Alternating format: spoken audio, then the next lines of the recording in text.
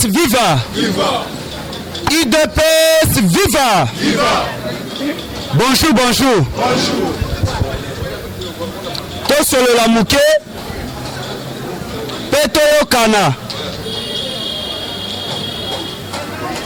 Toyebi, lolenge mboka na biso etambolaka.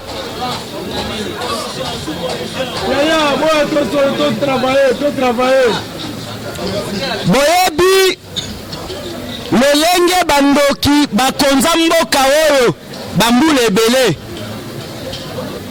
Congolais combattant ya IDPS et photos à un nerf solide.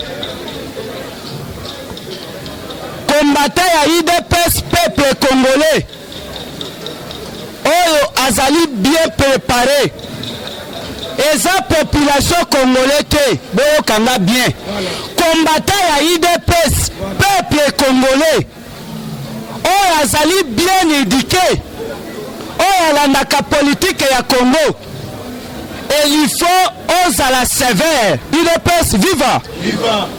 Pourquoi nazo bandana eloko wana? Parce que bato ebele bayebi signification ya chef de l'État te. Bayebi signification ya commandant suprême de la République te. Bayebi signification ya président te. IDPS viva. Tango nazoloba eloko oyo oyo ayokaka ngai yokanga bien.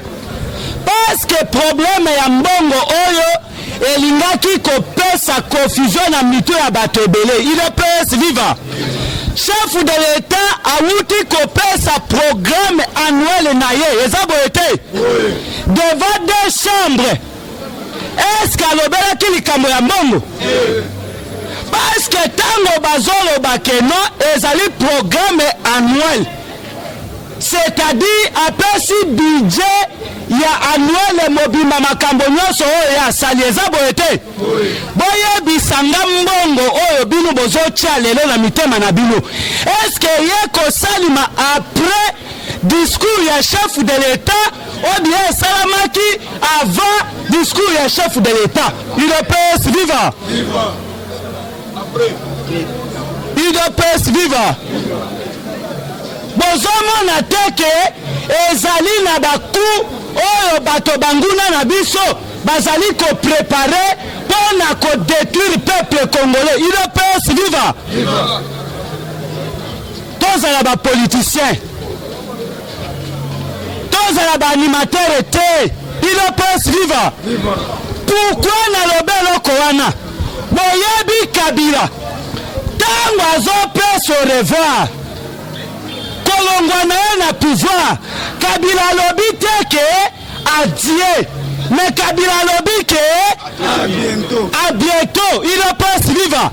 Parce que na passé na bango bakanisaki ke Tshisekedi akosala 3 mois te. IDPS viva. Ezali passé ya FCC. Tango Kabila manda na yo esili balobi ke no atikali sénateur en vie akoki ko incarner peuple congolais lisusu te.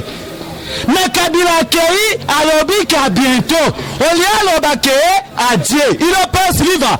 Tango bamoni boye ke no eloko oyo bapreparaka esimbi te. IDPS viva. Yango wana bomonaki crash ya avion. Ezalaki eloko moko bien préparé na bandoki oyo bazalaki pembeni na biso. IDPS viva. Tel que pouvoir ya Tshisekedi ezali pouvoir ya Nzambe. IDPS viva. Makambo tozoloba oyo ezali pasi po comprendre yango. Pouvoir ya Faci eza pouvoir ya Nzambe. IDPS viva. Boyoka Tshisekedi à l'époque François Hollande aye awa. IDPS viva. Bakutani na Tshisekedi batuni ye Tshisekedi lokola okutani na président français. C'est que makambo bosololi donc apesi assurance ya pouvoir. Tshisekedi alobi nini?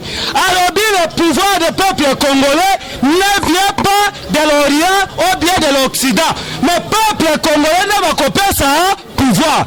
IDPS viva.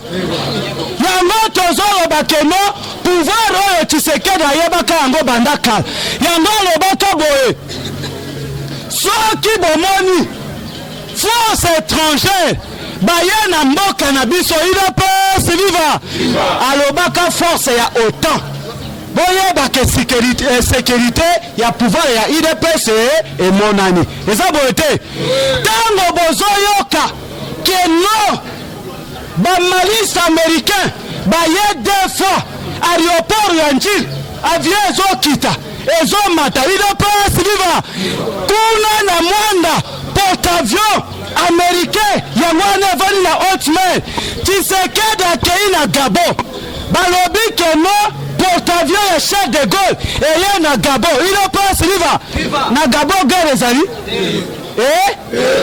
na Gabon guerre ezali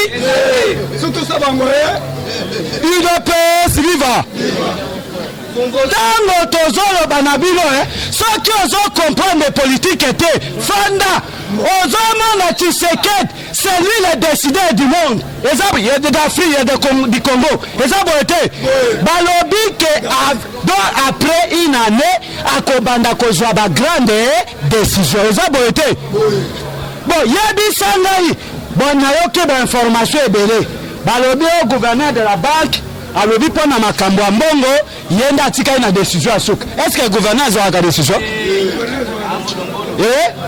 gouverneur azwaka décision ya monnaie UDPS viva est-ce que Félix alobeli makambo ya monnaie est-ce que na RTNC bapesi communiqué officiel UDPS viva sikoyo politike nini toyaka kosala lelo nye bofibi ya kofiba politike nini toyaka kosala awa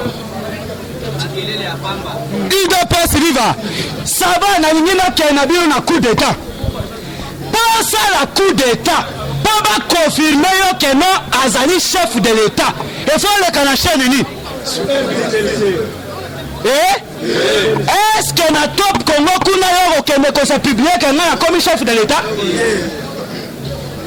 pourquoi biso bakongolais mémoire na biso ezalaka kaka courte eza lokola mwasi alati liputa mwasi alataka liputa na ye pas même 10 secondes asilisi me mobali mpo alata pantalon ezwaka ata même 2 minutes nakosenga na peuple congolais to raisonne lokola mibali mais to raisonne lokola basi te UDPS viva ezali coup ya FCC boyebi te mamontage FCC asala UDPS viva boyebi ntango bakangaka Joe Minoga na likambo nini ntango Joe alobi boye keno basali MPP UDPS viva ntango azalaki epai ya Tshisekedi MPP elingaki eloba nini alobi majorité présidentielle populaire UDPS viva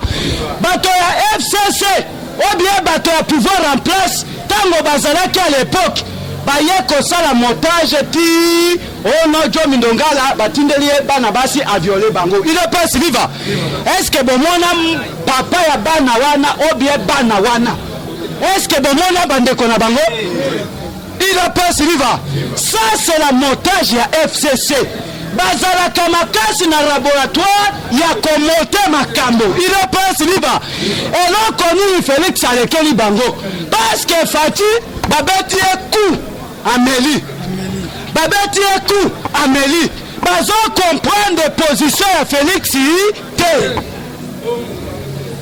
UDPS viva bomoni coup mususu bapreparaki na kofinanse basénateur américain UDPS viva Kabila moto atindaki mbongo wana po ete balongola Trump parce que bamoni ke Trump azali kosoutenir chef de l'état UDPS viva bozokanga bien mais tango kaka nzambe ya likolo tango tozoloba ke bakopro nyonso bazosala ezosimba te a cause ya nzambe ya likolo aza partenaire numéro 1 ya Félix Tshisekedi tala eloko nyonso basali soki na administration américaine basénateur bavandeli yo président dirigeaka te ce sont des sénateurs mais tala nzambe ndenge atomboli Trump il passe viva kaka population oyo balobaka ke baza souverain IDPS viva bangonde ba détruire le Sénat américain pour être Trump amata lisusu IDPS viva Trump pas lobby cette fois-ci ngai na concéder te pour na soutenir chef de l'État congolais ndeko betata maboko te merci aya historien IDPS viva IDPS viva elifo boyeba ke ndenge tozokende boye IDPS viva est-ce que basi bayebisa bino keno ordonnance ya chef de l'État en vie banilaka yango IDPS viva maintenant nazoyebisa bino ke kingu ya kumwanza aye awa po ete ayoki balingi banombe bambanda te IDPS viva kingu aye na casquette mosusu boyokinga bien IDPS viva soki kingu wa kumwanza ayaka liboso te balingaki bakanga PCA te balingaki bakanga secrétaire te boyokinga bien eza te ke makambo nyonso tofungolaka yango IDPS viva merci tosuki wana IDPS viva IDPS viva viva viva viva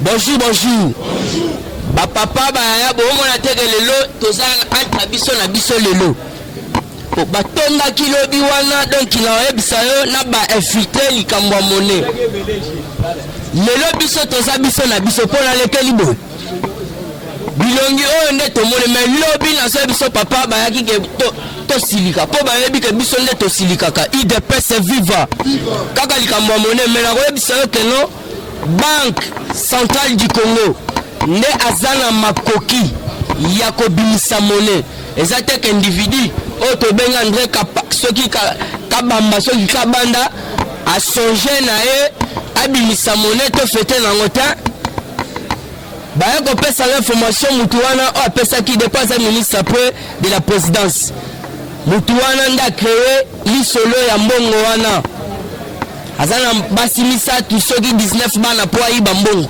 alors lobi fo boyoka pas question de 6 millions pas question de 6 millions de dollars pour la mambo fête Fachi a réduire en na ba province nyonso alobi 6 millions wana to réduire en donc na chaque province mututu akosepela IDPS viva yango no mona kilikambo mone epesi bulu yeke tokende chango mabe toke boyo mabe papa na koyebi so mone wana tika na o mone wana ifolo bape omoni yango pa en espèce IDPS viva soki aza en espèce mais oui ezala pona mone oyo tokobenga mone de souvenir pona moka na biso tomonaka oyo akufi oyo azongi oyo akufi oyo azongi mais Fachi Beton aye asali oyo tobengi passation pacifique du pouvoir mais ce n'est pas pour dire que monnaie wana eza na pouvoir que somba elamba na kati ya zandu basu yango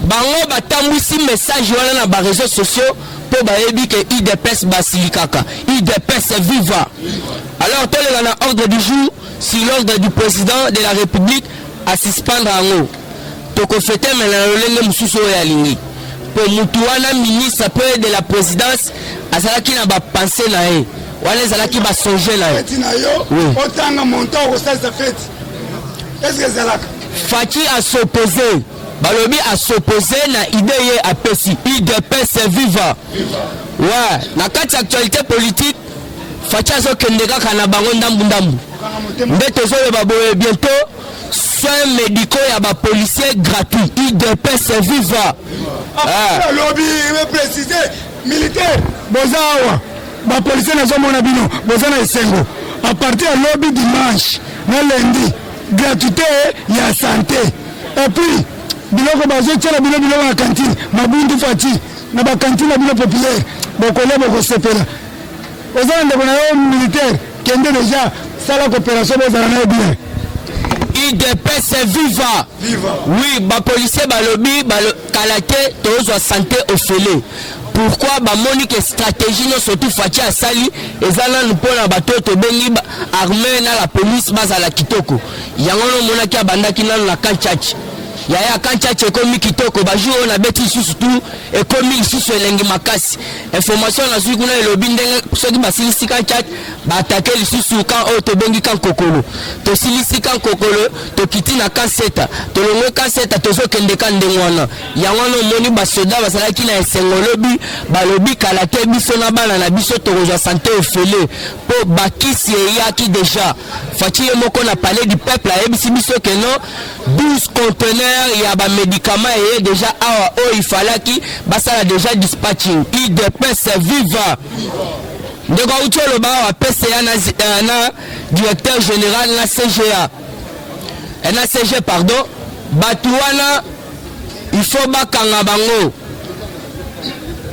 et ça bo je kamine bafunda kiyo bafundi je kamine abimisi 200 millions de dollars pour que nous fout ta société à Moutouala Tobengi Dan monsieur Dan Gerger, merci vraiment. Bapesi Mongo wana 200 millions de dollars. Alors l'air à Jazui information wana Akajo ezali dirigé par monsieur Georges Kapiamba. En tout cas un coup de chapeau Moutouala Zolandela lutte contre la corruption et le détournement. Alors bi bateau il faut to landela bango ti jusqu'au bout. Baza ba cadre milene ya Jekamine ndengeni na kota nyongo ya 200 millions ko futa un individu nde balobi monsieur to bengi bato mibale baza suspendi balingaki déjà bakima bakotaki déjà bien na avion mais bamoninga ba force ya makasi bakoti pe na avion babimisi yango babimisi bango po balobi bango bakoki mamboka te bakobi mamboko te il faut bazala po bazala juger batindelaki bango mandat de comparaison bayaki ko répondre te alors bazo le candidat siko na ka force majeure IDPS viva bapesi information que ya na Nord Kivu na diocèse ya Nord Kivu na Beni alors makambo mabezo le kakuna ba alerter que plan moko ya mabe ya balkanisation ya est ezali déjà babonisi yango wana ba prêtre kuna ya diocèse balobi tobelela yango Gilbert Kankonda yo ka message alobi plan ya mabe zo sala makuna na Nord Kivu na Beni.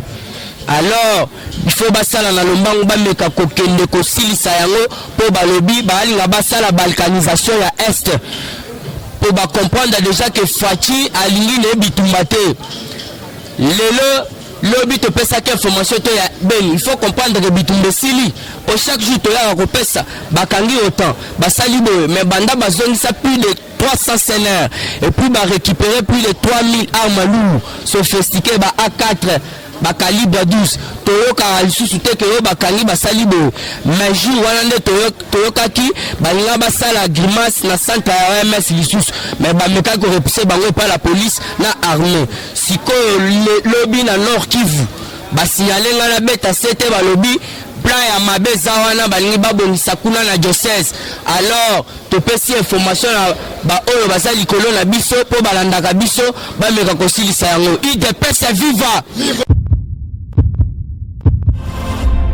Eshima, votre magazine qui bat au rythme de l'actualité. Une réponse à vos besoins en information, un éclairage dans divers domaines. Impartial, documenté, instructif. Eshima, au cœur de l'info. Retrouvez la nouvelle édition. Exclusivité, Sakombi Molendo, le réformiste qui vient stopper l'hémorragie, suspension des fonctionnaires peu intègre, numérisation des titres fonciers et climat de confiance avec les collaborateurs, le nouveau gestionnaire des terres congolaises fixe les nouvelles règles de jeu. Focus, Lambert Mindi, Omalanga, le souverainisme comme un dogme. Redressement délaissé, Tomaluaka Losenjola, l'homme de la situation. Dossier Eshima, fini les vacances, vive les rentrées. De la politique au judiciaire, en passant par les scolaires, les derniers trimestres de l'année 2019 en RDC est décoiffant. Économie, BCC, un cadre des rétrocommissions et détournements à passer au peine fin. Découverte. Claude Ibalanki et Colomba, les coordonnateurs du MNS au centre de l'action de Félix Tshisekedi dans le Grand Lac. Les dialogues et pourparlers en RDC qu'en tire le peuple. Tubaou, la clé de la mythologie kassaïenne. Retrouvez l'intégralité du magazine Eshima dans les kiosques. Eshima Magazine, un nouveau standard d'information.